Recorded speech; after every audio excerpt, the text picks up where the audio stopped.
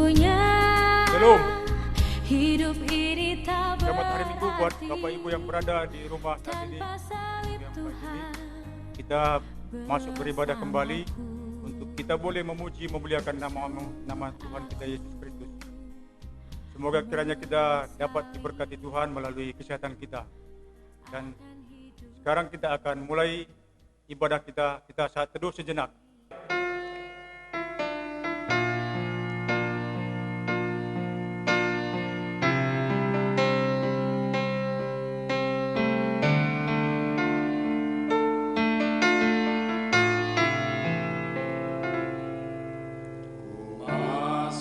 Segala pujian, syukur, hormat, dan kemuliaan hanya bagimu Bapa di dalam surga. Bapa yang kami sembah di dalam nama Tuhan Yesus Kristus, Tuhan dan Juru Selamat kami yang hidup. Bapa, pada hari ini, minggu ini kami ucapkan syukur dan terima kasih buat napas kehidupan dan berkat-berkat keselamatan yang Tuhan masih boleh berikan untuk boleh kami nikmati hingga saat hari ini. Untuk itu kami ucapkan syukur dan terima kasih untuk kebaikan-Mu. Sungguh Bapa, Engkau sangat baik bagi kehidupan kami. Bapa, pada saat ini kami sudah datang di hadirat-Mu untuk kami boleh memuji, memuliakan nama-Mu yang kudus itu. Berkati kami setiap jemaat-Mu, pribadi lepas pribadi, dimanapun saat ini kami berada. Terima kasih Bapa di dalam surga. Berkati juga firman yang akan disampaikan sebentar lagi oleh hamba-Mu. Berkati juga kami jemaatnya, agar kami boleh menjadi pelaku-pelaku firman di setiap kehidupan kami sehari ke sehari. Terima kasih Bapa di dalam surga. Inilah Bapa anak-anak-Mu yang datang menyembah memuji Engkau. Kiranya Tuhan tetap memberkati kehidupan kami seminggu ke depan. Terima kasih. Kami berdoa di dalam nama anak-Mu, Tuhan Yesus Kristus, Tuhan dan Juru Selamat kami yang hidup. Haleluya, amin. Panggilan beribadah kita pada minggu ini terambil dari Mazmur 136 ayat 1-2.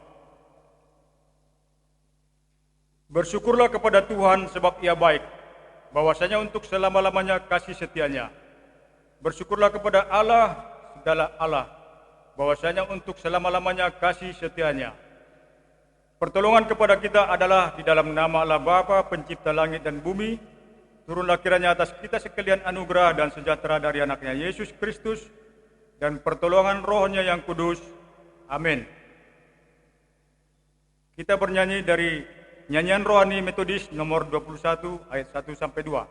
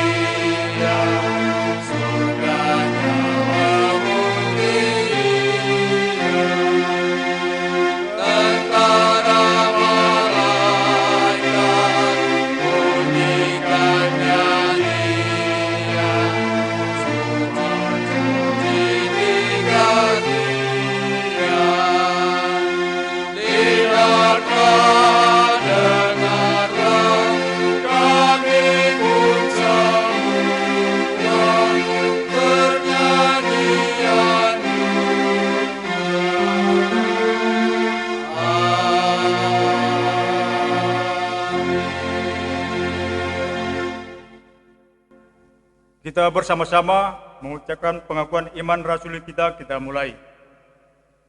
Aku percaya kepada Allah, Bapa yang Maha Kuasa, Khalik langit dan bumi, dan kepada Yesus Kristus, anaknya yang tunggal Tuhan kita, yang dikandung daripada Roh Kudus, lahir dari anak darah Maria, yang menderita di bawah pemerintahan Pontius Pilatus, disalibkan, mati dan dikuburkan, pada hari yang ketiga bangkit pula dari antara orang mati, naik ke surga, duduk di sebelah kanan Allah, Bapa yang Maha Kuasa, dan akan datang dari sana untuk menghakimi orang yang hidup dan yang mati. Aku percaya kepada Roh Kudus, gereja yang kudus dan am, persekutuan orang yang kudus, pengampunan dosa, kebangkitan daging, dan hidup yang kekal. Amin. Mari kita lihat warta jemaat di slide. Saat sunyi, saat sepi, ku merenung nasib ini. Sesungguhnya hidup ini tak berarti tanpa salib Tuhan bersamaku. Sungguh aku menyesali akan hidupku begini. Ku abaikan kasih setiamu, hidup dalam dosa penuh nista. Kali ini Tuhan, ku mau iring Tuhan, memikul salibmu dengan sejuta harapan. Dunia ku tinggalkan, dunia ku lupakan. Kita bernyanyi kembali dari nyanyian rohani Metodis nomor 133 ayat 1 sampai 2.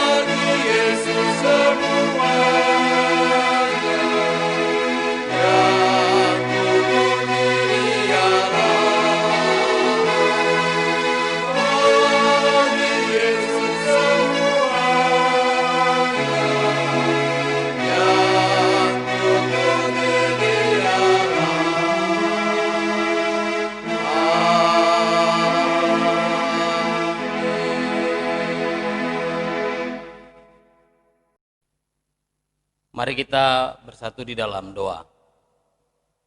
Allah Bapa yang baik, sebelum kami membaca dan merenungkan firman-Mu, mohon kiranya Roh Kudus Tuhan menemani kami untuk kami boleh memahami apa yang dikatakan oleh firman Tuhan untuk kami semua.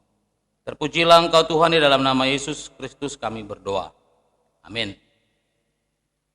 Bapak dan Ibu, saudara-saudara yang dikasihi oleh Tuhan Yesus, firman Tuhan pada hari Minggu ini dari Injil Matius pasal 16 ayat 21 sampai 28. Begini bunyinya. Pemberitahuan pertama tentang penderitaan Yesus dan syarat-syarat mengikuti Dia.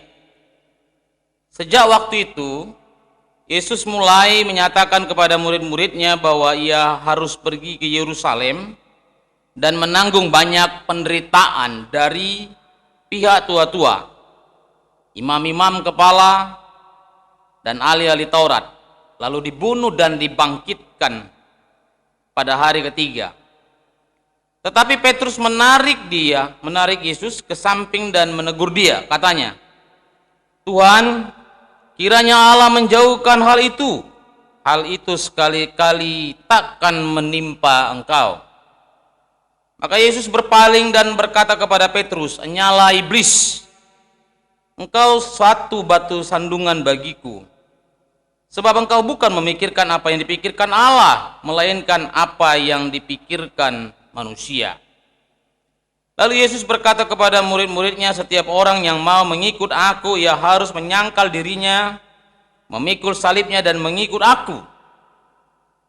Karena barang siapa mau menyelamatkan nyawanya, ia akan kehilangan nyawanya. Tetapi barang siapa kehilangan nyawanya karena aku, ia akan memperolehnya. Apa gunanya seorang memperoleh seluruh dunia tetapi kehilangan nyawanya? Dan apakah yang dapat diberikannya kepada ganti nyawanya? Sebab Anak Manusia akan datang dalam kemuliaan Bapanya, diiringi malaikat-malaikatnya pada waktu itu. Ia akan membalas setiap orang menurut perbuatannya.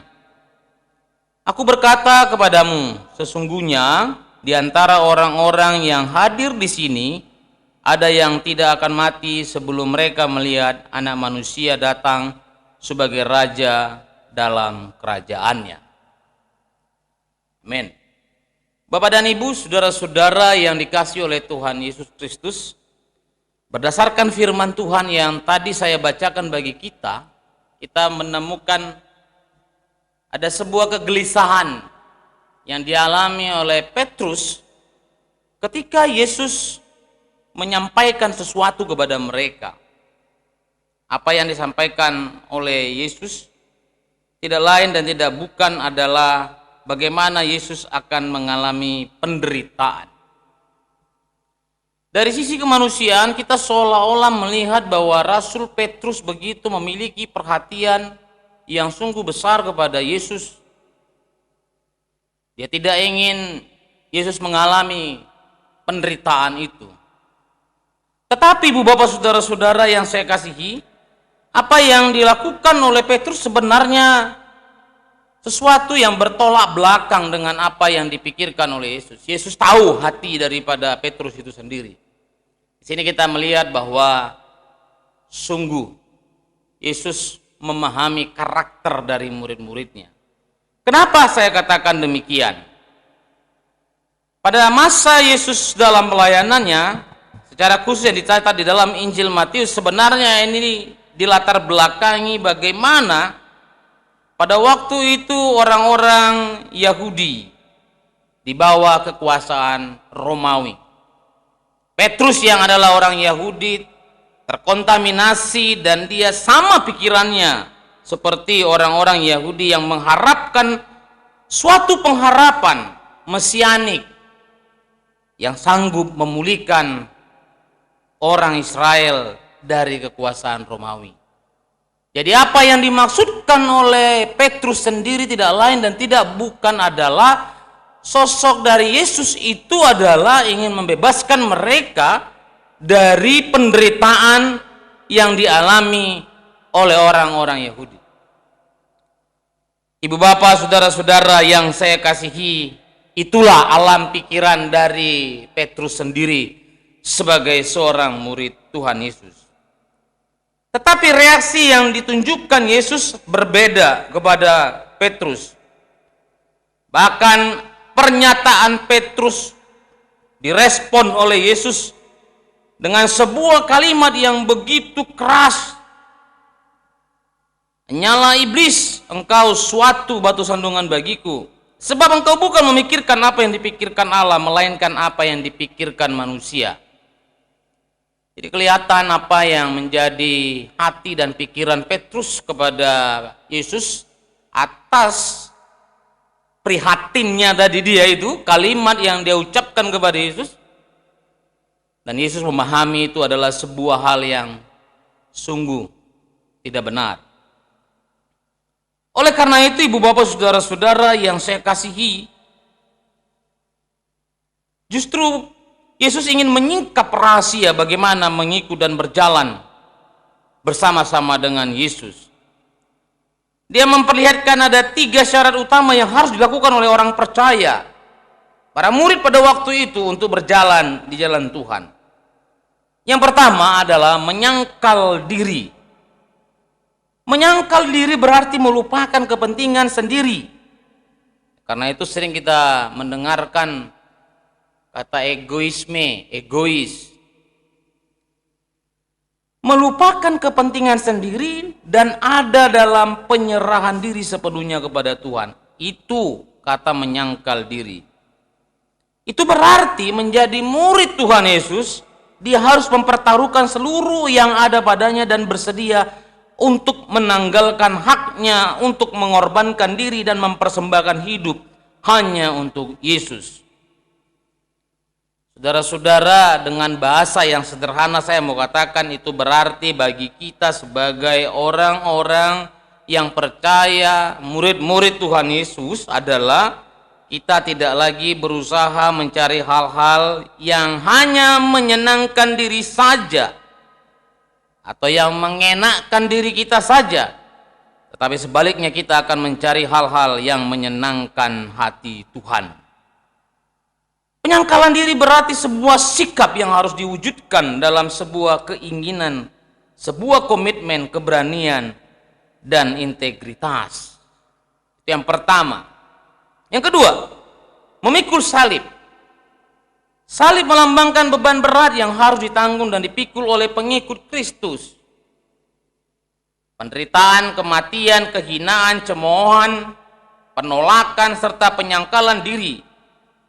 Memikul salib berarti bahwa kita tidak lagi berusaha mencari hal-hal yang menyenangkan diri kita sendiri.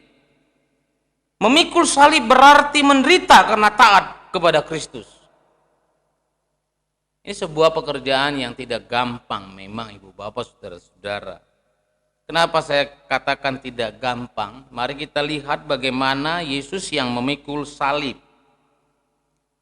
Salib bukanlah seperti ember yang memiliki pegangan untuk memudahkan kita untuk membawanya kemana-mana. Atau benda lain yang memiliki gagang yang bisa dipegang. Salib hanya bisa dibawa dan dipikul seperti yang Yesus praktekkan saat akan menjalani hukuman. Ibu bapak saudara-saudara yang saya kasihi dalam nama Yesus Kristus, salib itu berupa penderitaan. Salib bisa saja berupa penyakit. Salib bisa saja berupa kesusahan, kemiskinan. Salib bisa saja berupa penolakan dan perilaku lain yang tidak menyenangkan karena engkau mempertahankan Kristusmu. Itu salib. Jadi ibu bapak saudara-saudara, kalau engkau menderita, kalau engkau mengalami kemiskinan, kalau engkau mengalami sakit penyakit, kalau engkau mengalami penolakan oleh karena Kristus, itulah salib yang sesungguhnya. Yang terakhir ibu bapak saudara-saudara, yang Yesus inginkan kepada mereka sebagai pengikut Yesus adalah mengikut Dia. Ini dia yang menjadi sesuatu yang penting untuk kita renungkan pada hari Minggu ini, ibu bapak saudara-saudara. Teladan yang Yesus tunjukkan adalah Dia tidak hanya mengajar pengikutnya untuk melakukan apa yang baik dan benar dengan kata-kata, namun lebih dulu melakukannya. Untuk itulah Yesus mengajar agar setiap pengikutnya mau berjalan di jalur yang ditetapkan Yesus. Ketika Dia mengatakan orang percaya menyangkal diri, maka dia terlebih dulu melakukannya. Baca Filipi pasal 2 ayat 5 sampai 8, ada di situ ibu bapak saudara-saudara. Ketika dia mengatakan agar orang percaya memikul salib, maka dia terlebih dahulu memikul salib dan bahkan sampai mati. Mengikut Yesus berarti tidak sebatas identitas, sebatas kartu keterangan sebagai kartu penduduk. Bukan sebagai hanya identitas, namun harus mampu menunjukkan karakter orang Kristen itu sendiri. Yaitu apa? Kuat imannya, hidup dalam kasih persaudaraan. Kau tahu ada saudara-saudaramu yang mengalami penderitaan, maka hatimu yang adalah orang yang percaya kepada Yesus Kristus, engkau harus tergerak untuk itu, rela berkorban. Ya, ibu bapak saudara-saudara, ketika engkau dalam antrian, sebuah antrian apapun itu, ketika engkau ada melihat orang yang lebih tua atau mungkin yang lebih susah dia berjalan atau sudah sangat tidak sanggup dia berdiri, maka engkau yang adalah murid Kristus itu, berilah tempatmu kepada dia, maka engkau sedang menunjukkan Kristusmu bagi orang lain. Ibu bapak saudara-saudara yang saya kasihi dalam nama Yesus Kristus, hal-hal yang penting yang harus kita ikuti dari Yesus adalah, ini dia, bagaimana kita mengikut dia dengan pola yang Yesus jalani. Dia beribadah dengan setia. Memang pada masa sekarang ini kita bisa beribadah di rumah oleh karena dunia mengalami pergumulan yang sama. Ibu bapak, ibadah di rumah dan ibadah di gereja sama halnya, sama-sama nilai kualitasnya. Tapi apakah ketika hari Minggu itu tiba, engkau mempersiapkan dirimu untuk beribadah dengan setia kepada Tuhan? Yesus tetap berdoa dengan rutin. Dalam Matius 14 ayat 23 itu dijelaskan bagaimana dia berdoa. Ia menerima setiap orang yang datang kepadanya dan melayani dengan baik dan penuh kasih. Ini sesuatu yang harus kita lakukan, ibu bapak saudara-saudara. Bagaimana kita menjadi pengikut yang sejati itu. Dia tidak pernah memandang muka siapa yang datang kepadanya. Dia tidak pernah melihat identitas. Ketika orang itu adalah orang yang berpangkat dan berjabat, maka dia mau menerima lalu mengabaikan janda miskin dan orang-orang terlantar. Tidak kita temukan satu kata pun di dalam Alkitab sedemikian, ibu bapak saudara-saudara. Ia menerima semua orang yang datang kepadanya dan melayani dengan baik dan penuh kasih. Ia menentang hal-hal yang jahat dan yang menghujat Allah. Dan ia taat kepada Bapa di surga dalam segala hal. Saudara-saudara yang saya kasihi dalam nama Yesus Kristus, firman Tuhan yang kita baca dan renungkan pada hari ini mengingatkan kepada kita beberapa hal yang perlu menjadi renungan bagi kita. Pertama, kegagalan Petrus dalam mengimani Yesus sebagai Mesias adalah ketika Yesus tidak sesuai dengan konsep berpikirnya. Petrus yang pada waktu itu dia mengimani Yesus, tetapi dia arahkan kepada pikirannya. Dia berharap Yesus adalah menjadi pembebas secara politis pada waktu itu. Dia berharap bahwa Yesus terus ada bersama-sama dengan mereka, supaya mereka tidak mengalami kesusahan, supaya mereka tidak mengalami kelaparan, karena Petrus juga melihat bagaimana Yesus memberikan makan 5.000 orang. Yesus juga meredakan ombak yang bergelora. Dia juga menatap dengan matanya bagaimana Yesus menyembuhkan bahkan membangkitkan orang mati. Jadi kalau dia berpikir ada bersama-sama dengan Yesus terus akan menjadi zona nyaman yang akan dia alami. Petrus takut mengalami dan masuk dalam kesusahan hidup. Oleh karena itu dia berpikir, janganlah engkau Tuhan mengatakan itu. Saudara-saudara yang saya kasihi, sebagai orang yang percaya, berdasarkan firman Tuhan ini mengingatkan kepada kita, yaitu bahwa kita harus berbuat sesuai dengan kehendak Tuhan. Kita harus berbuat sesuai dengan kehendak Tuhan dan mau diatur oleh Tuhan. Kita harus memposisikan diri kita dan pikiran kita di bawah otoritas Kristus. Jadi jangan paksakan pikiranmu itu dan pikiran kita menjadi sesuatu yang juga penyetujuan dari Allah sendiri, tidak. Tetapi kita mau mengatakan, kita mau menjalaninya, memposisikan diri dan pikiran di bawah otoritas Kristus. Yang kedua, berdasarkan firman Tuhan pada hari ini kita diingatkan dengan jelas. Ada 3 syarat untuk berjalan di jalan Tuhan, yaitu mengikut Tuhan, memikul salib, dan mengikut Dia. Ketiga hal ini ditunjukkan dengan suatu sikap, yaitu kita siap menerima konsekuensi untuk mengikut Yesus. Saya mau katakan ibu bapak yang saya kasihi dalam nama Yesus Kristus, terkadang kita lupa bahwa konsekuensi sebagai orang percaya itu ada. Ibu bapak, saudara-saudara, mungkin di kota Medan ini, dalam hal ibadah, kita aman dan tidak mendapatkan gangguan. Tetapi di beberapa daerah, di beberapa tempat, mereka untuk beribadah pun mengalami tekanan.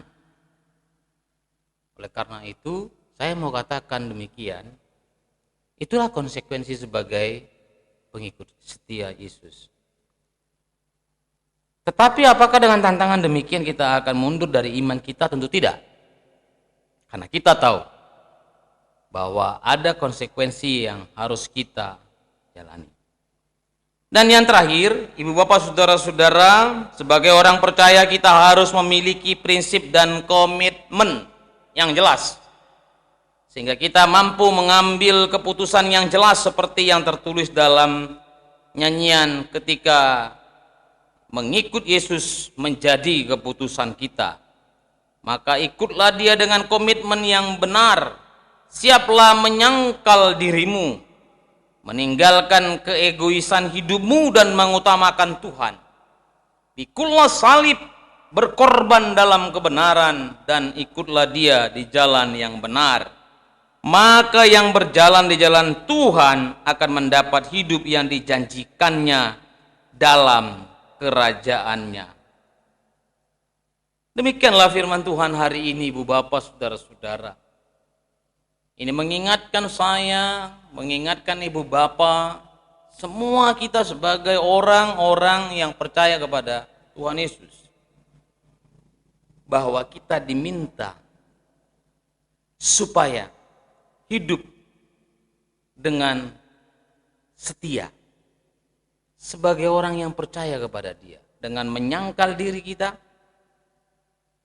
mau memikul salib dan mengikut Yesus dengan segala konsekuensi yang kita terima. Kalau ribuan tahun yang lalu Petrus berpikiran sempit dan berpikiran untuk menyenangkan dirinya, maka pada hari ini, di tengah-tengah situasi yang sulit sekali, mungkin kita mengalami kecemasan yang berlebihan. Itu adalah manusiawi. Kita mengalami kegelisahan oleh karena apa? Kehidupan perekonomian kita yang diombang-ambing oleh karena pandemi ini. Kita juga mengalami ketakutan yang besar oleh karena apa? Anak-anak kita yang mungkin saja tidak mungkin selamanya di rumah dan bergaul kemana-mana, lalu apakah dia pulang membawa virus ini atau tidak? Dan mungkin juga kita berpikir apa yang terjadi secara global di tengah-tengah bangsa dan negara ini. Kita tahu bersama resesi yang mungkin akan kita hadapi bersama. Tapi sebagai iman yang kita miliki, iman percaya kepada Yesus, kita melihat kita mengetahui dengan pasti bahwa Dialah penolong yang sejati itu. Saya yakin dan percaya ibu bapak saudara-saudara yang saya kasihi, bahwa Tuhan tidak akan pernah terlelap sedetik pun dan sedikit pun untuk melupakan kita. Oleh karena itu mari kita bersemangat menjalani kehidupan kekristenan kita ini, karena kita tahu bahwa Allah yang kita percaya itu tidak meninggalkan kita, bahkan Dia akan menolong kita. Kita tahu bahwa Dia akan menolong kita di dalam segala hal. Bagaimana apapun yang mungkin sedang kita hadapi. Tapi Yesus menginginkan agar kita mengikut Dia dengan sungguh-sungguh. Kiranya Tuhan menolong kita di dalam menjalani kehidupan ini bersama-sama dengan Tuhan. Amin. Kita berdoa. Maha besar Engkau ya Tuhan Allah yang kami sembah di dalam nama Yesus Kristus. Terima kasih atas firman Tuhan yang mengingatkan kepada kami, yang mengajarkan kepada kami sebagai orang yang percaya. Ya Tuhan, kiranya firman ini memberikan kekuatan kepada kami untuk menjalani hidup sehari-hari. Jadikanlah kami hamba-hamba-Mu, murid-murid yang sejati. Kami mampu menyangkal diri kami, memikul salib dan mengikut Engkau. Kami bersyukur kepadamu ya Tuhan, di hari Minggu ini kami berdoa untuk seluruh jemaat GMI Medan Permai, demikian untuk keluarga demi keluarga. Tuhan yang menolong mereka semua di dalam kehidupan mereka, baik mereka di kehidupan rumah tangga, pekerjaan, anak-anak mereka Tuhan berkati. Kami berdoa untuk hamba-hamba Tuhan GMI, mulai dari Bapak Bishop, DS, para pendeta, guru Injil, di wilayah 1, wilayah 2, dan pengembangan. Kiranya sinergitas antara hamba-hamba Tuhan di 3 wilayah ini boleh memunculkan kemuliaan Tuhan. Kami boleh memperlihatkan bahwa kasih Tuhan yang sudah kami terima besar, dan melalui hidup kami sebagai hamba-hamba-Mu memancarkan kasih yang datang daripada Tuhan, sehingga orang yang melihat kami mengalami sukacita yang besar. Kami berdoa untuk Ibu Pendeta sebagai pimpinan jemaat yang Kau tempatkan sebagai gembala di tempat ini. Berikan kepada hamba-Mu ini kekuatan, berikan kepada hamba-Mu ini kecukupan. Kau berkati suami dan anaknya, dan biarlah Tuhan yang menolong hamba-Mu ini di dalam melayani di GMI Medan Permai ini. Demikian para majelis lay speaker serta seksi-seksi yang ada di gereja ini, kaum bapak, kaum ibu, pemuda-pemudi, sekolah minggu. Kiranya Engkau juga menyatukan mereka dan tetap memberikan semangat yang baik kepada mereka. Demikian bangsa dan negara, aparat para medis, kiranya Tuhan memberikan hikmat dan kebijaksanaan kepada mereka, agar negara kami ini boleh melewati kesulitan-kesulitan yang sedang dialami. Demikian juga kami bersyukur dan berterima kasih untuk jemaat yang berulang tahun dalam minggu ini yang tidak bisa kami sebutkan satu persatu namanya. Dengan umur yang bertambah, kami tahu bahwa Tuhan semakin memberi berkat kepada mereka, dan Tuhan mewujudkan boleh impian mereka yang mereka inginkan dalam hidup mereka. Demikian juga untuk orang tua kami yang sudah lanjut usia, di usia yang tua dan renta dalam usia istirahat mereka ya Bapa, Engkau memberkati dan memberikan kekuatan kepada mereka. Demikian juga yang merindukan keturunan, tidak mustahil bagimu Tuhan.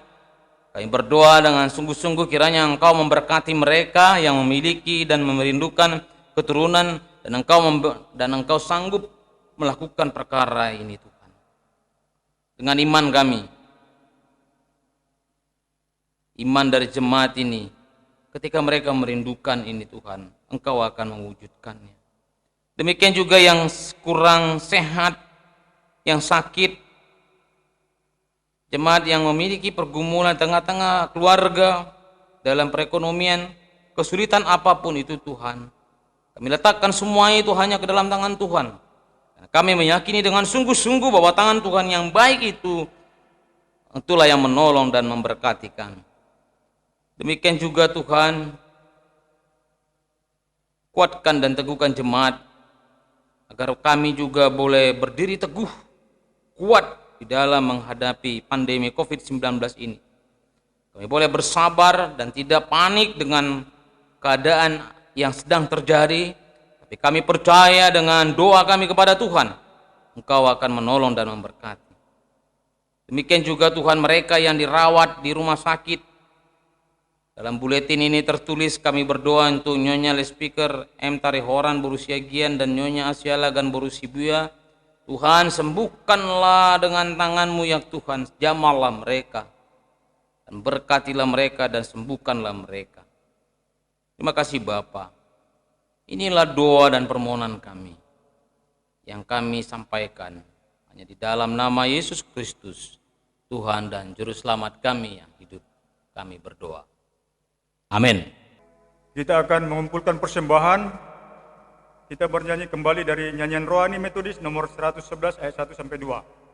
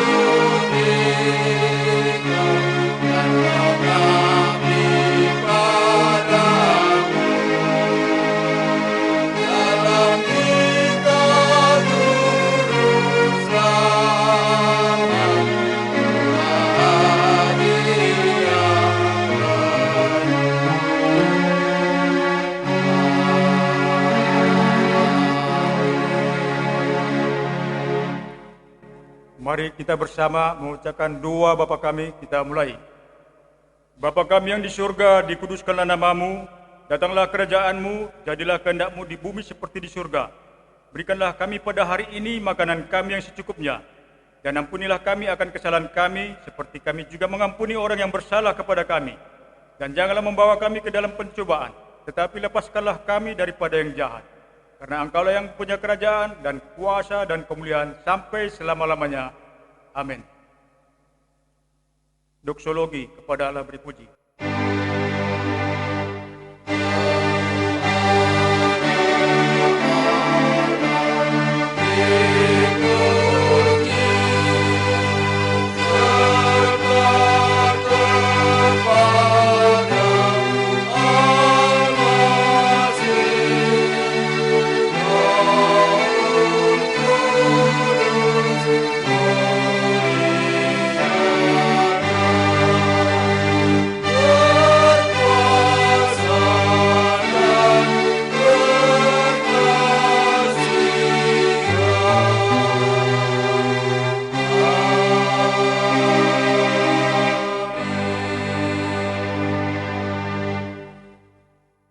Saudara-saudara, jalanilah hidupmu sehari-hari bersama dengan Tuhan, dan firman Tuhan yang sudah didengar menjadi kekuatan dalam hidup kita. terimalah berkat dari Tuhan. Tuhan memberkati engkau dan melindungi engkau. Tuhan menyinari engkau dengan wajah-Nya dan memberi engkau kasih karunia. Tuhan menghadapkan wajah-Nya kepadamu dan memberi engkau damai sejahtera. Amin. Amin.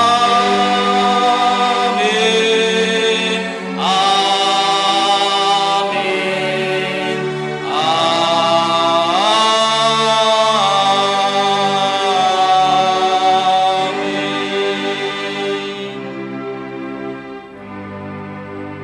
Shalom, selamat hari Minggu, Tuhan memberkati. Selamat hari Minggu.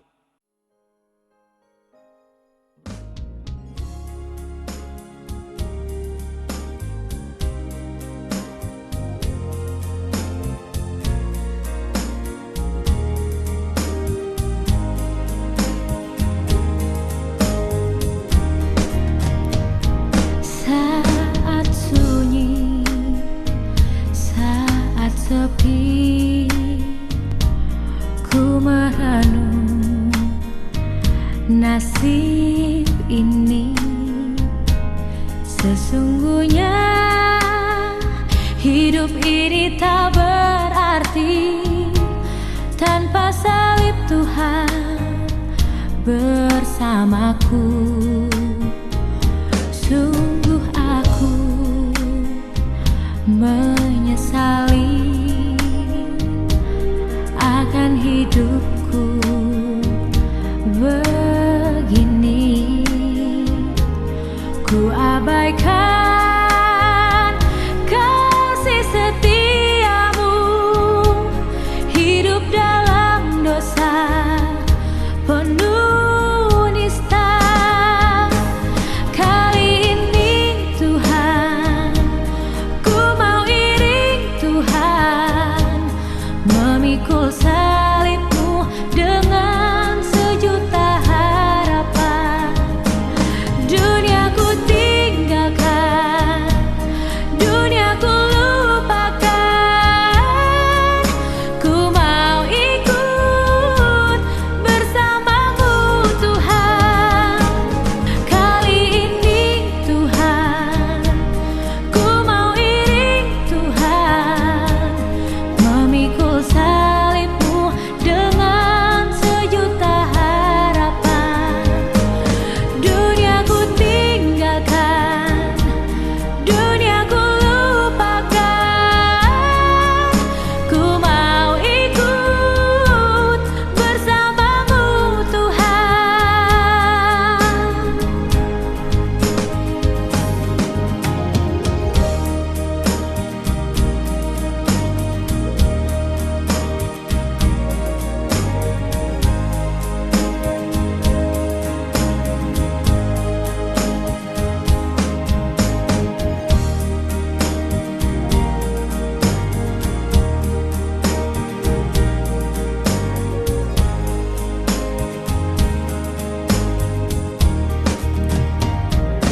Sungguh aku menyesali akan hidup